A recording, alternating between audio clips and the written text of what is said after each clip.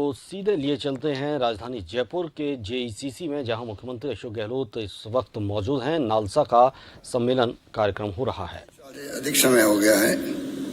इसमें जिस रूप में इसकी जो थीम थी उसके अकॉर्डिंग टू ये काम आगे बढ़ा रहे हैं आप लोग, जिसमें चाहे लीगल लिटरेसी हो, अवेयरनेस हो, गांव में कैंप भी लगते हैं, विधिक सहायता के शिविर लगते हैं, चेतना के शिविर लग रहे हैं, लोक अदालतें लगाने का प्रयास होता है, जिसकी आज सबसे बड़ी आवश्यकता है।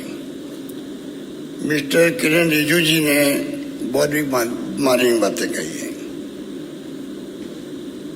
चाहे वो ट्रायल अंडर ट्रायल जो बैठे हुए जेलों के अंदर। आप सभी जानते हैं कि हजारों की तादाद में बैठे हुए हैं, क्या बीतती होगी जो व्यक्ति बाद में वो निर्दोष साबित हो जाए। तो कुछ मुद्दे आपके सामने हमसे ज्यादा आप अनुभवी हैं, जानते हैं, और उसका हल कैसे हो। कुछ बातें ऐसी है जो सालों से सुनते आ रहे हैं। 42 साल पहले जब मैं पार्लियामेंट में गया था 80 के अंदर, और मुझे कहते हुए खुशी है कि उस वक्त से ही जब राजीव गांधी प्राइम मिनिस्टर थे तब भी बहुत ही क्रांतिकारी कानून बनाए गए थे, जिसमें एक ये भी था जो आज हम लोग जिसकी चर्चा कर रहे हैं।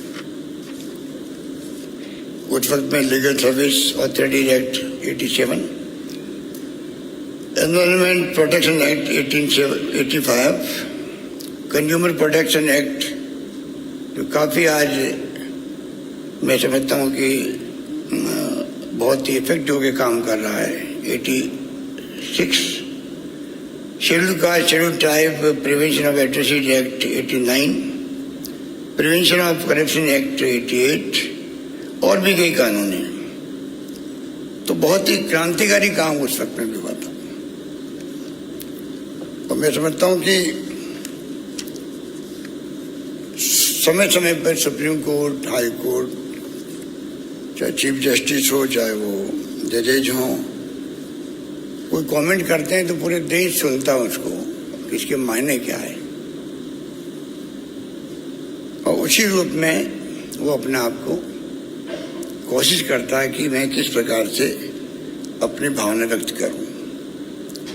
ये जो नालसा राष्ट्रीय स्तर पर काम कर रही है, राज्यों में कर रही है, मेरा अनुभव कहता है कि अच्छा काम कर रहे थे, कोई दो राय नहीं, अच्छा प्रयास करते, क्योंकि उनको अपने साथ में सुनवाई भी करनी पड़ती है हाई कोर्ट के अंदर। पर कुछ ऐसा काम तरीका निकलना चाहिए जिससे कि और ज़्यादा इफेक्टिव होकर ये काम हो सके, जिसकी आज जरूरत है। अभी मिस्टर रिजिजू जी कह रहे थे कि वकीलों की फीस की बात कर रहे थे। कोई गरीब आदमी सुप्रीम कोर्ट जा नहीं सकता। अब ये इसको कौन ठीक कर सकता है? कुछ समझ के परे है, अच्छे लोग नहीं आ सकते हैं। वो फीस की हद होती है 1 करोड़, 80 लाख, 50 लाख, पता नहीं क्या हो रहा देश के अंदर। ये बात मैंने एक बार चीफ जस्टिस हाई कोर्ट के और चीफ मिनिस्टर की मीटिंग हुई थी, तभी मैंने उठाया था मामला। इस बार मैं नहीं आया था, पिछली बार जब मैं सीएम था, दूसरी बार, तब की बात है। तो ये जो स्थिति बनी हुई है, इसके ऊपर भी कभी आप लोग बैठ करके चिंतन करें, कोई तरीका, एक कमेटी बने, कुछ तरीका तो हो। और कुछ वकीलों के लिए है, कुछ लोग कहते हैं तो कुछ वकीलों के लिए, सबके लिए थोड़ा ही है। तो साथ में लोग आर्ग्यूमेंट देते हैं, अगर ये कुछ वकीलों के लिए है तो जजेज भी जो है फेस वैल्यू दे के फैसला देते हैं। तो आदमी क्या करें कि अमुक वकील को खड़ा करेंगे तब जाके जज साहब इम्प्रेस होंगे। अगर ये स्थिति है तो इसको भी आपको हमको समझना पड़ेगा, क्योंकि देश में संविधान की रक्षा करना हम सबका, एग्जीक्यूटिव का, लेजिस्लेटिव का और साथ में जुडिशरी का बहुत बड़ी भूमिका है। तो बार बार हम लोग कहते हैं चर्चा में, तीनों बैलेंस होकर चलना चाहिए। पर जिस रूप में हालात बनते जा रहे हैं उसमें जिम्मेवारी आपकी भी कम नहीं है, बहुत बड़ी जिम्मेवारी है। बल्कि मैं कई बार सोचता हूँ सबसे अधिक जिम्मेवारी आपकी है, क्योंकि आप कंट्रोल कर सकते हैं, जुडिशरी कंट्रोल कर सकती है, एग्जीक्यूटिव को भी एक हद तक। कंट्रोल का मतलब ये नहीं कोई मैं ये कहना चाहूँगा कि आप सब कुछ कर सकते हैं, और लेजिस्लेटिव को भी। हालात जो बिगड़ते जा रहे हैं देश के अंदर, रिजू जी की बातें मुझे बहुत इम्प्रेस की। अभी हिंदी में बोल रहे थे, ये हिंदी में बोल रहे थे तो मुझे थोड़ा सुकून मिला, इसलिए कि ये आप मीडिया खड़ा है यहाँ पर, जो खुद भी दबाव के अंदर वैसे, पर आज ये वायरल हो रहा पूरा आपका, ये आपका लाइव चल रहा है ये कॉन्फ्रेंस। और जो आप नेशनल लीगल सर्विस अथॉरिटी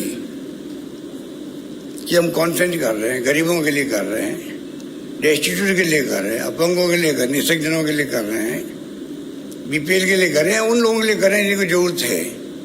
वो भी सुन रहे होंगे, आजकल तो मोबाइल हर घर के अंदर है, उनको समझ में नहीं आ रही कि आप क्या बोल रहे हैं। तो ये भी हमें, मिस्टर रिजू जी ने कहा, मैं उनको सपोर्ट करता हूँ कि हमें सोचना पड़ेगा कि आप या तो आजकल हाईटेक का जमाना है, कॉन्फ्रेंस के अंदर लग सकते हैं, आपके बैठ सकते हैं जो आपके इंटरप्रेटर्स होते हैं। मैं दुनिया के मुल्कों में गया कई बार, हम होके आए हैं, मैं हिंदी बोला हूँ और पूरे कॉन्फ्रेंस के अंदर अपना भी ट्रांसलेशन हो गया। वो टाइम आ गया है, क्योंकि दुनिया सुन रही है आपको। यहाँ जयपुर में कॉन्फ्रेंस होने के मायने हैं, पूरे देश की जुडिशरी के चीफ जस्टिस आए हैं, पूरा सुप्रीम कोर्ट के यहाँ पर हमारे माननीय न्यायाधिपतिगण बैठे हुए हैं। कितनी महत्वपूर्ण कॉन्फ्रेंस है ये, और पूरी दुनिया नहीं तो पूरा देश सुन रहा होगा। अधिकांश लोग पूरे किसी कोने में बैठे हुए हैं जिनको शौक है, जिनका रुचि, वो सुन रहे होंगे। तो मैं समझता हूँ कि हिंदी की बात की मुझे बहुत अच्छी लगी, और मैं समझता हूँ आपसे मैं आगाह करना, रिक्वेस्ट करना चाहूँगा, निवेदन करना चाहूँगा, कोई तरीका सा निकले समय के साथ साथ में, कि गरीब आदमी कोर्ट में आके अपनी बात कह सके। हालात, मैं रमणी साहब को कई बार सुनता रहता हूँ।